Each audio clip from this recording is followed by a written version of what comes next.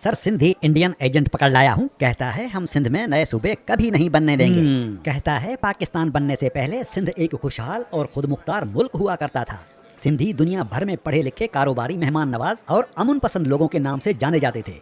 सिंध के कारोबारी लोग पूरी दुनिया में समंदरी रास्तों से बड़े बड़े कारोबार किया करते थे। बहता दरिया और हर तरफ हरियाली हुआ करती थी। कहता है बरतानिया दौरे हुकूमत तक सिंध मुल्क की जाग्राफियाई हुदूद शुमाल में पंजाब के जिला डेरा गाजी खान और बहावलपुर रियासत तक थी। मगरिब में बलूचिस्तान के रियासत कल्लात तक, मशरिक की जानिब से राजपूताना जो मौजूदा भारतीय रियासत राजस्थान, खुसूसन जैसलमेर और कच्छ तक सिंध मुल्क हुआ करता था।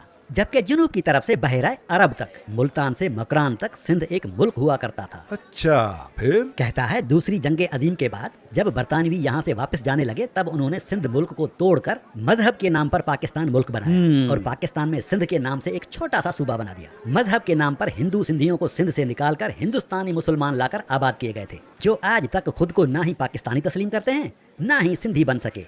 आज तक मुहाजिर के मुहाजिर ही हैं। और पता है सर क्या कहता है? क्या कहता है साला मुल्क दुश्मन और गद्दार कहीं का? कहता है हकीकत ये है कि पाकिस्तान आज भी उन्हीं फराडियों के हत्थे चढ़ा हुआ है जिन्होंने मुल्क को तोड़कर तबाह किया और अब फिर कौम को सूबे तोड़कर नए सूबे बनाने के फवायद और फजाइल बयान कर रहे हैं। कहता है ये सब उनकी नस्ल से हैं जो 1947 से पहले अंग्रेजों के कुत्ते नहलाया और उनके जूते तक पालिश किया करते थे और पाकिस्तान बनने के सख्त मुखालिफ थे। अच्छा, और क्या कहता है? और सुने, कहता है इन फराडियों ने अंग्रेज के जाने के फकत 20 बरस बाद ही मुल्क को 2 टुकड़ों में तोड़ दिया, लेकिन उनको मुल्क तोड़कर भी सुकून नहीं मिला, ना ही इनके पेट और ना ही बैंक बैलेंस भरे।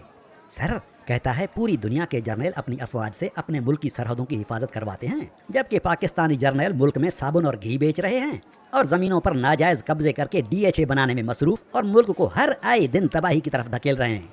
कहता है दरअसल इनकी नीयत मुल्क को ठीक करने की नहीं बल्कि अनारकी फैलाकर मजीद करप्शन करने की है।